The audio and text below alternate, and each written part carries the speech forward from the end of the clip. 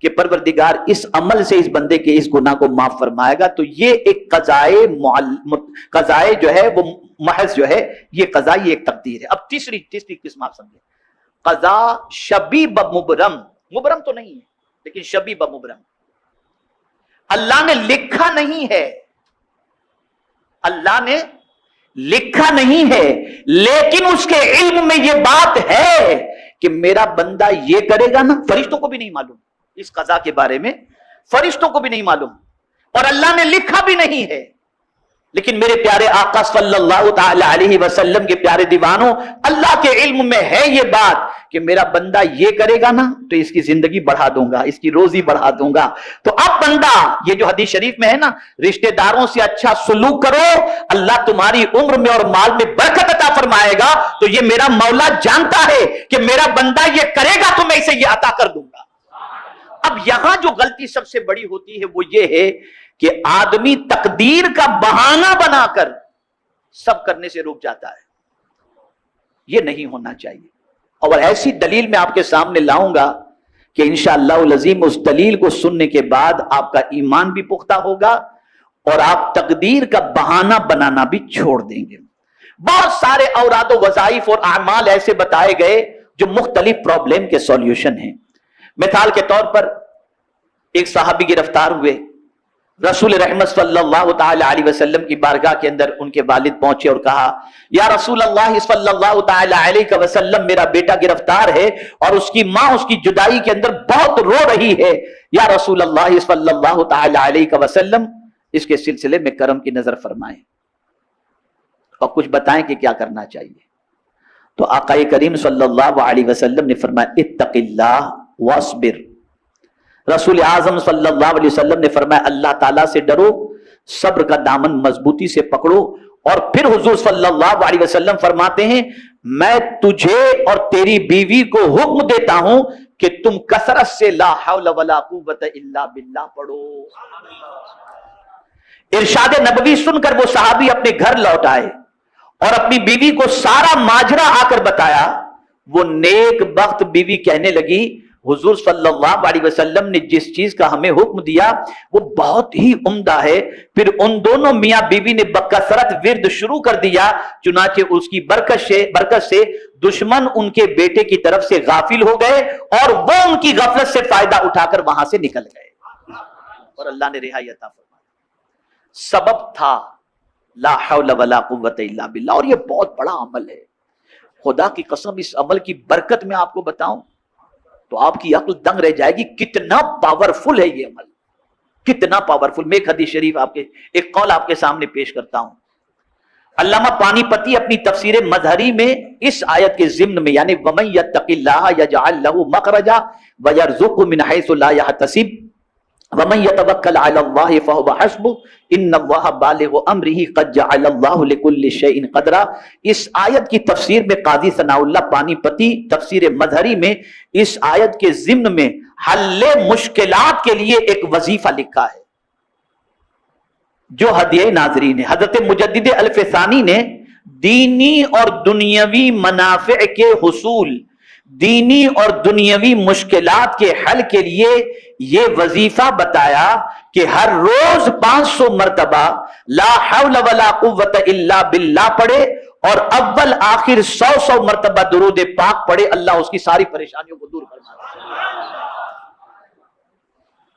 اب ہمارے یہاں تعویذات کے لیے اور دیگر چیزوں کے لیے لوگ آتے ہیں تو کہتے ہیں حضرت بس کچھ کر دیجئے، اور ان سے کہو یہ پڑھو، کہاں حضرت یہ بہت مشکل ہے۔ تو آپ سے میں ایک چیز عرض کروں کہ اس طرح سے کام نہ کریں۔ جنت میں جانا ہے تو کوئی پیر صاحب مرے اور آپ جنت میں نہیں جاؤ گے، جنت میں جانا ہو تو آپ کو خود کو مرنا بھی تو پڑے گا نا۔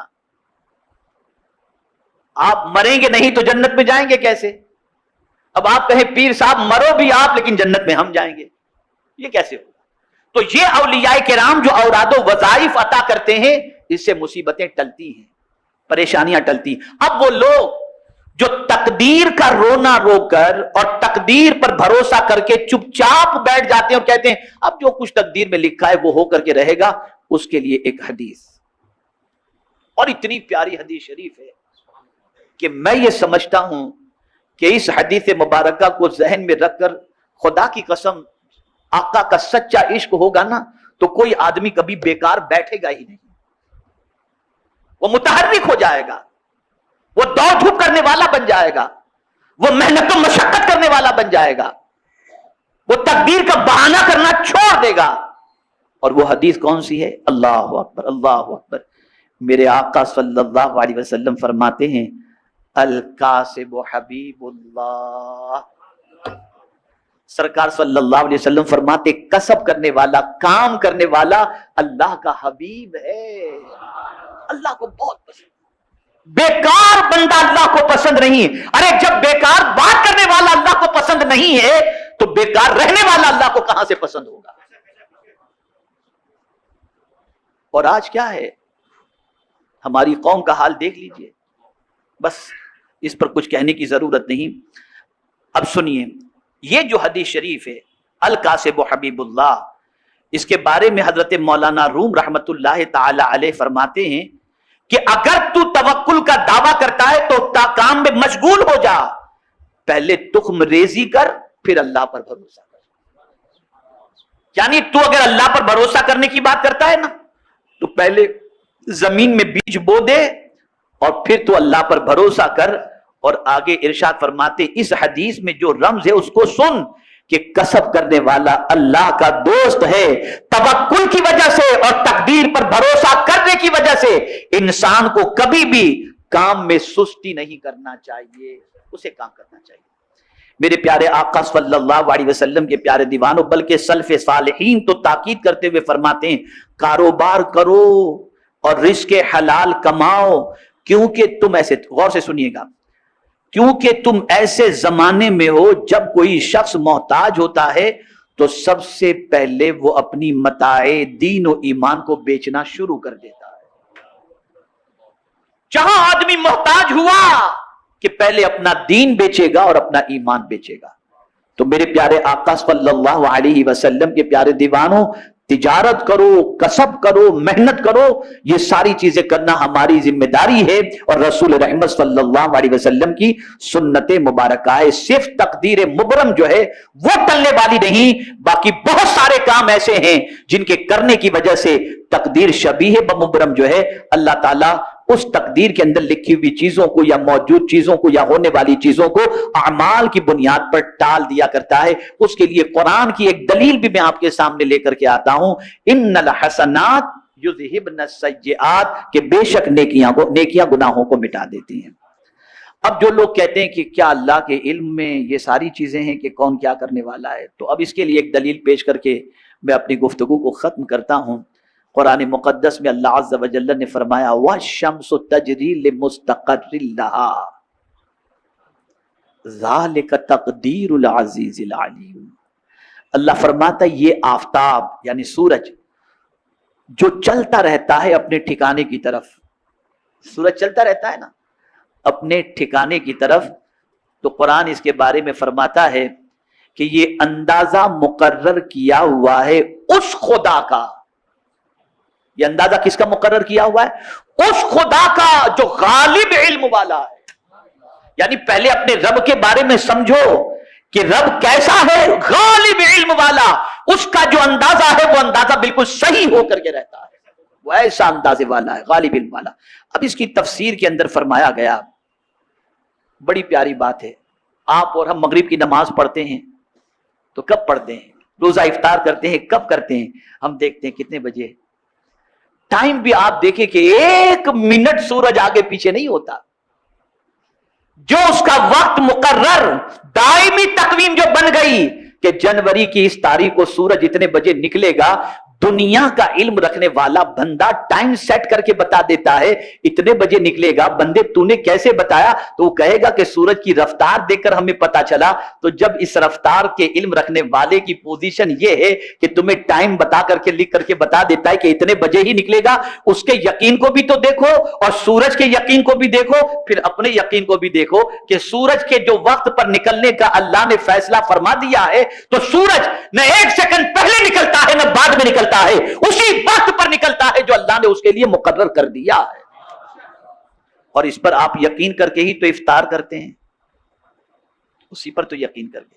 تو میرے پیارے آقا صلی اللہ تعالی علیہ وسلم کے پیارے دیوانوں، سورج اپنے مقرر مقام کی طرف محو حرکت ہے، اور اس کی مجال نہیں کہ وہ مقرر شدہ وقت سے 1 سیکنڈ تاخیر سے یا پہلے یا وہاں سے سرک کر کسی اور جگہ پہنچ جائے.